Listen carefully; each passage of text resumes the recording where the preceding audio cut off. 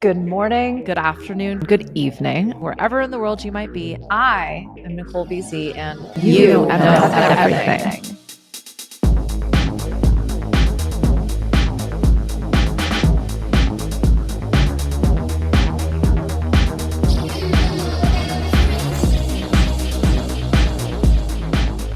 Yo, I'm trying to figure out what to do with my mouse. Hey, okay. Excuses. If you have ever felt frustrated by someone's BS when you were relying on them to get it done and they did not, and they come at you with all of these reasons, all of the poor me's, and it makes you a little bit crazy. If you have ever found yourself looking for reasons, looking for things outside of yourself, for all of the injustices and uh, depravities that are occurring in this world that just make it feel like it is absolutely impossible for you to get what you want or what you needed to done. If you find yourself blaming or shaming, maybe you're a perfectionist. Maybe you are very ambitious. And this is most especially for those who feel as if imposter syndrome is constantly taking them down. Because what is happening when we are experiencing excuses, delays, passing the buck, air quotes. When I first moved to Australia, people would say this all the time, and I'd never actually heard it. And what I learned living in a handful of different countries is that there are certain colloquialisms, certain sayings that exist there because it's a cultural behavior. It's so ingrained in how people operate that they came up with their own slang for it. So passing the buck is like, kicking the can down the road, which is a more common, like American way of saying it, which means we're just kind of offloading the responsibility either to the next person who's going to have to deal with it or the next junction on the journey when it's not yet what feels like a have to or a need to. It's just that'd be nice. But we're essentially delaying the inevitable, which is the need to get this thing done. And we're using reasons that feel like explanations to justify why that thing isn't happening. And if you are relying on other people to live your life, to run your business, you probably get pretty dang frustrated when people give you excuses because it feels like they're just not doing their job. So we're going to get into all of that. And I believe people are only doing what they need to get what they want. And despite what we might think that end result is, as in good or bad, right or wrong, better or worse, they be doing the dang thing to get it. And if they don't like it, we hear a lot of complaining, right? If they feel like it's not their fault, we hear a lot of blaming or shaming. And I personally am allergic to this kind of behavior. I'd, for the most part, just tune it out. I think it's always a choice. Everything is a choice, including what we invest our energy in, what we engage in. But there's a difference between a reasonable and responsible explanation and an excuse. And it is subtle. It might also be subjective. So we're going to talk about how to tune into that for yourself, but especially when in relationship with other people or when working on projects or timelines or deadlines, because that's when I find excuses not just pop up, but can cause real problems. So thank you for being here. I think this is a very worthwhile exploration. And my sense is you're probably tuning into this because you've recently heard an excuse and you didn't like it, whether it was from yourself or from someone that you were relying on. One of the things I get to do is work with really amazing leaders, change makers, business owners, believers, visionaries, people that I think are making the world a better place. And I am absolutely privileged in that. And it's so cool because so many of these bosses, these employers are deeply invested in their teams and in their people and in creating safe and accessible growth opportunities. But here's the thing. We're not used to that. Their employees don't know what to do with it. They often step into the villain character because it's kind of the only way we've ever been shown how to boss and lead. And so these default tendencies pop up, these bad habits, these old strategies, because they get it done. So if you employ other people, if you literally pay people to support you, and you have experienced somebody not getting it done or not doing it properly, you know what I'm talking about, because they're almost always able to explain why they didn't meet your expectation. There's limitations that they were experiencing. They didn't have the resources that they thought they were going to have. The time wasn't reasonable. It takes much longer. It was impossible for them to actually get it done at the time. Or other people delayed, right? And so then they couldn't do what they needed to do. The communication didn't feel open. They didn't get the support, blah, blah, blah, right? And I'm not even saying those things aren't real. And in fact, they were probably very real. They actually did happen.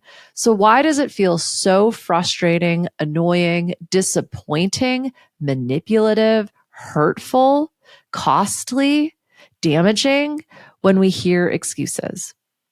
It's kind of going back to that. We've all been ingrained, and I mean, I can really only speak for Western culture, but when there is a problem, we look for the pain point. We look for the single variable that caused it.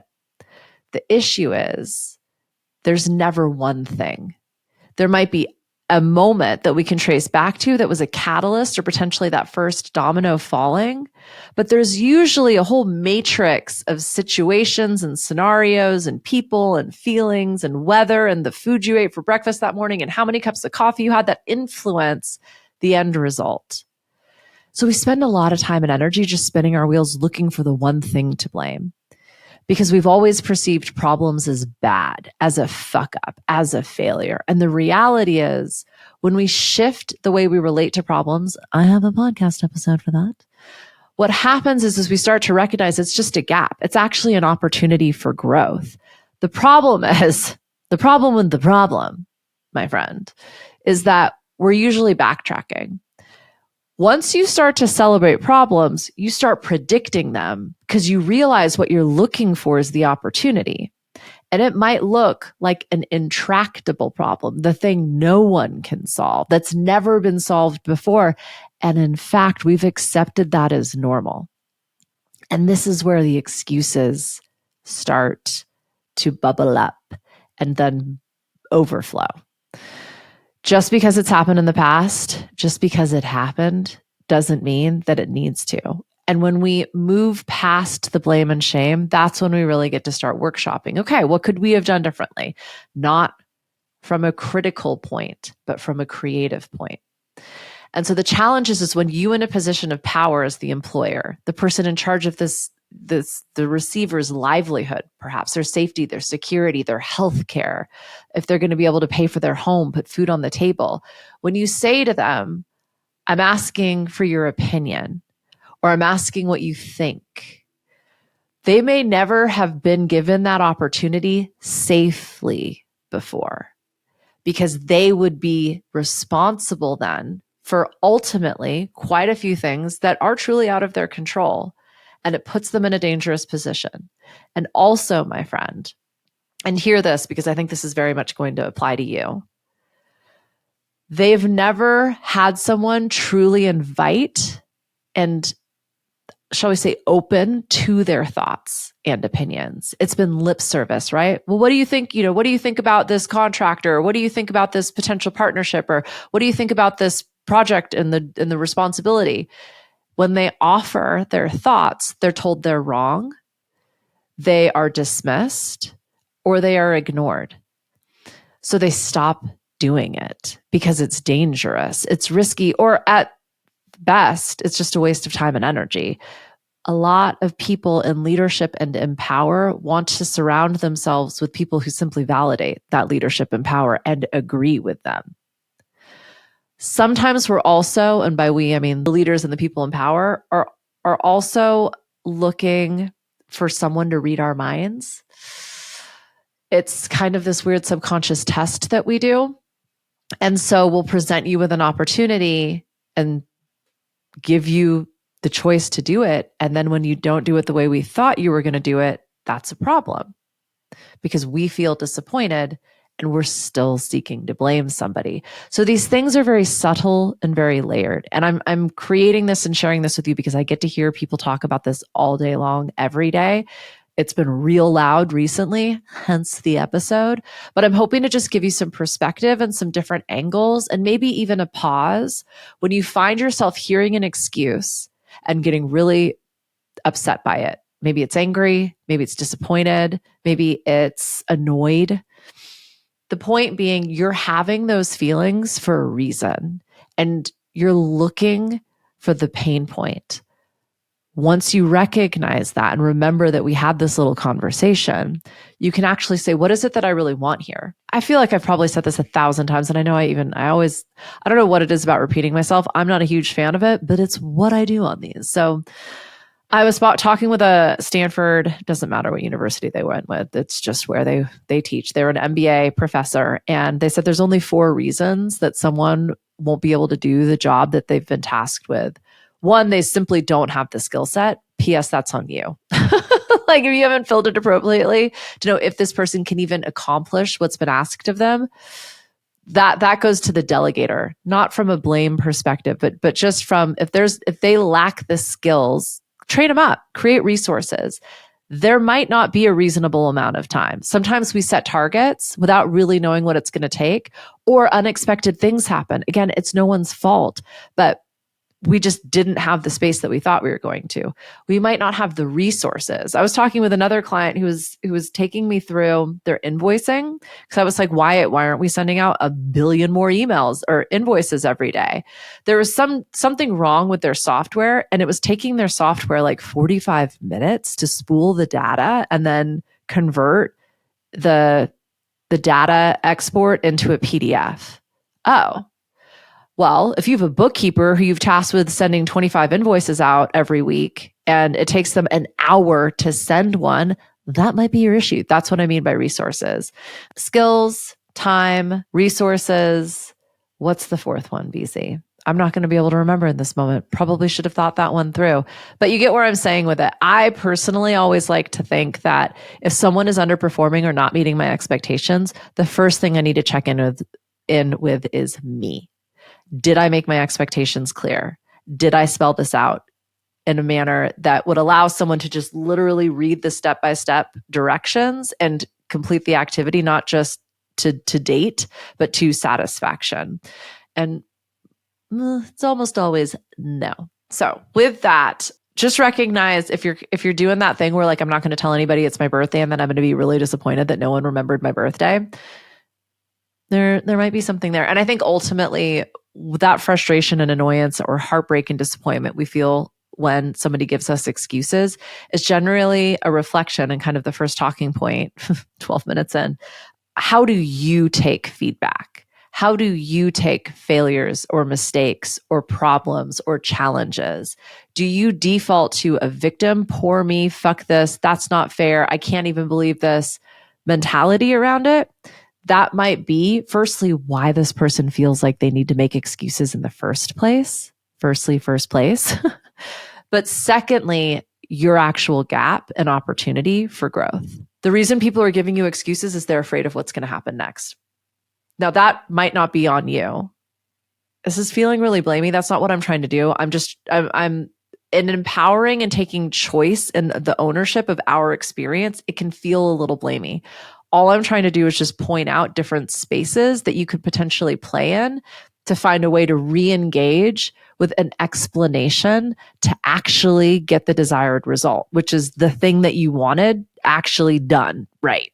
Right? Am I right? Okay. So notice, and I think let's just all agree, we've all come from a history of finger pointing and blaming and judging bad things.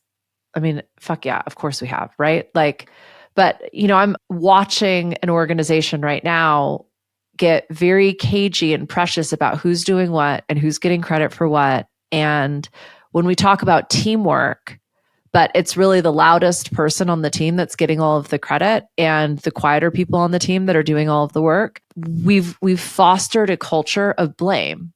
And it's not just blame for problems, it's also blame for success because it took everybody, right? And it's challenging when some behavioral traits are simply going to get recognized more.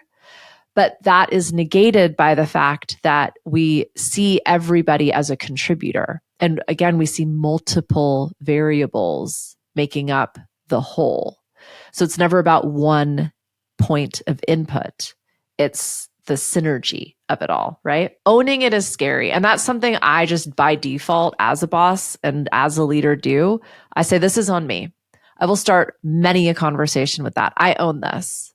There was a misunderstanding, mine. There was a lack of clarity, mine. There was not enough oversight, mine. I set you up for failure, which means I failed. Let's just own that. And now I'd really like to hear what you have to say about it. And it can often start off as, me. But we'll usually get to, once they are allowed to experience their own feelings and share their thoughts, we start to release that and move up the energetic ladder. So again, how do you take feedback? I do not like making mistakes. Let's be very clear about that. And if I say something's going to happen and it doesn't go the way that I want, I spiral into victim consciousness very fucking quickly. It's all my fault. How could I be so stupid? Everybody hates me. They're all going to laugh at you. And then I have to, kind of remind myself I might not be that important. Everything might not revolve around me, and they might not even be thinking about me right now. Oh my goodness. Gasp, horror, shock, dismay. And I'm not even fucking joking, y'all. Like, I literally did that 8 times today. It's a default. And what I remind myself of, and this is what works for me, but I care deeply about all of our success, and I will fucking take it for the team. But if I start messaging everybody and putting meetings on people's calendars and sending everybody voice messages, trying to get validation to find my own safety and security, and ultimately, when I'm able to take that step back and calm the fuck down, realize this is all going according to my plan. I wanted this off my plate. Now it is. Not because everybody hates me, but because I literally said 10 different times, I don't want to do this. I'm not doing it. And then I did it anyway. Badly. Okay? So I just want you to recognize, not holier than thou, not dishing it out, absolutely standing shoulder to shoulder in solidarity with you. But this is how I get myself out of that very quickly now. And I recognize I'm just seeking safety, security, control, and only I can give it to me. Not them, not another email, not positive feedback, not a fucking cookie or some sushi that I just had. Well, the sushi might have helped a little bit, but I digress. The point being, understand asking for help, asking for feedback, useful, when what we're doing is looking at where was the gap. Sometimes we can't see it in ourselves. We're not saying, what did I do wrong? We're saying, if I were to do this differently, what might that look like? And that is curious, not critical. Okay. That's what I mean when I say the subtlety between reasonable and responsible information and how to be proactive versus being reactive and blamey and shamey and poor me-y. So the next thing I want to talk about, and this was inspired, Brene Brown was recently, she'd done a podcast with Tim Ferriss ages ago that I actually listened to, but I think it's celebrating the 10 years of his own podcast. And so that he kind of did like his highlight reel and pulled an excerpt from her original episode. And I did recently just do a podcast on what fuel is in your tank. And we use fear and force, blame and shame to drive us, right? It's not sustainable. That's why it's dangerous. That's what that whole episode is about. The thing is we won't evolve without pain. It does take a certain instigator, a certain catalyst to recognize we need to change. Some of us get really bored when things are great. We're the masochists in the room. We're wired a little differently. I don't recommend it. Most of us need a pain point in order to go, ooh, probably time to try something different here. Complacency and self-acceptance are not the same thing. You can witness yourself in all of your beautiful failures and fuck ups with love. That's what I would qualify as self-acceptance. Recognizing, as an example, for me, there's just a certain level of detail I'm never going to give a shit about. It doesn't matter how many times I read the contract. It doesn't matter how many lawyers I send it to. I'm going to just trust that the conversation we had is what's reflected in these details, and I'm going to sign something that is inaccurate. And it's happened a lot. I could blame myself. I could shame myself. That has also happened. You know what it didn't do? Change anything. But when I recognize why I'm doing what I'm doing, who I am as a fundamental human, and I see on the other side of it is this ability to juggle 8 very large, very impactful, very high risk projects, because I can see the big picture. I can see multiple pictures. I'm like a museum of pictures. It's okay if I don't know the brush stroke or the inspiration of each individual painter in the context of the historical time they were creating that work. Like, to each their own. We have our strengths, and I find they're almost the flip side of the coin of our weaknesses. That's the difference between complacency, accepting a problem, a challenge, a pain point as normal, or accepting who we are or what is. It's another thing I'm really great at, is just looking at reality and going, this is what we're dealing with right now. Most of the people that I work with spend a lot of time and energy and money on creating a reality that doesn't exist. We call them disruptors and artists and trailblazers and founders and the CEOs and entrepreneurs, right? There's a gap in what is and what they are trying to do. And if we don't remind ourselves that is the challenge that we are attempting to overcome, and we don't know how to do it yet, otherwise we'd already be there, that gives us this opportunity to relieve ourselves of shaming and blaming and should have and could have and shitting all over ourselves and beating ourselves up, because it's just simply accepting we don't know how yet, which is why we haven't. And when we do, then we'll know when.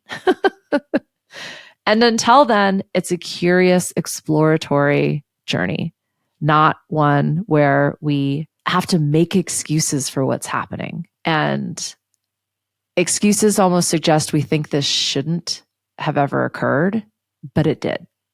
So let's start there. And that's where the proactivity comes from. It. Stop talking about what was.